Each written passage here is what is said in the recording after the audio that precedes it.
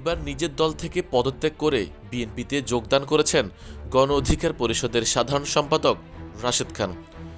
গণ অধিকার পরিষদের সাধারণ সম্পাদক রাশেদ খান বিএনপিতে যোগ দিয়ে ধানের শীষ প্রতীকে নির্বাচন করবেন।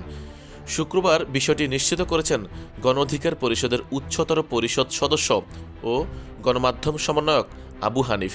তিনি বলেন, রাশেদ খান গণ অধিকার পরিষদের সাধারণ সম্পাদকের পদ থেকে পদত্যাগ করে বিএনপিতে যোগ দিচ্ছেন।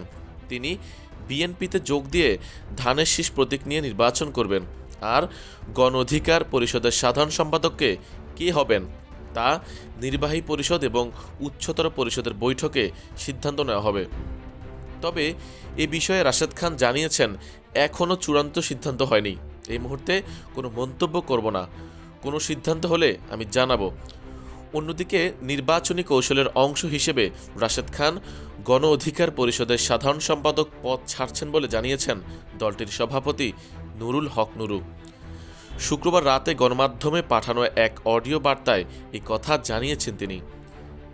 নির্বাচনে জয়লাভের জন্য ধানের শীষের প্রতীকে প্রতিদ্বন্দ্বিতা করতে রাশেদ খান বিএনপির প্রাথমিক সদস্যপদ নেবেন বলেও উল্লেখ করেছেন নূর।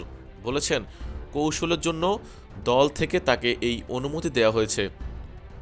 অডিও বার্তায় নুরুল হক নূর বলেন, ফ্যাসিবাদের উত্তাল সময়ে বিএনপি গণ অধিকার পরিষদ সহ প্রায় ৪২টি রাজনৈতিক দল ও জোট আমরা ফ্যাসিবাদ পতনের এক দফা দাবিতে যুগপৎ আন্দোলন করেছিলাম। সেই সময় থেকেই আমাদের আলাপ আলোচনা হয়েছিল যে ফ্যাসিবাদ পতন পরবর্তী রাষ্ট্রকে নতুনভাবে গড়ে তোলার লক্ষ্যে আমরা রাষ্ট্র সংস্কার করব। সেই লক্ষ্যে আমরা যারা যুগপৎ আন্দোলন করছি, একসাথে নির্বাচন এবং একসাথে আগামীতে জাতীয় সরকার করব। তিনি বলেন, বর্তমান আরপিওর বিধান অনুযায়ী জোট করলেও ভোট করতে হবে নিজ মার্কায়। স্বাভাবিকভাবেই সব এলাকায় হয়তো সব মার্কা নিয়ে সবাই জয়লাভ করতে পারবে না, যে কারণে আমাদের যুগপৎ আন্দোলনের শরিকদের অনেকেই নির্বাচন জেতার কৌশল হিসেবে বিএনপির প্রাথমিক সদস্য পদ নিয়ে ধানের শীষে নির্বাচন করছে।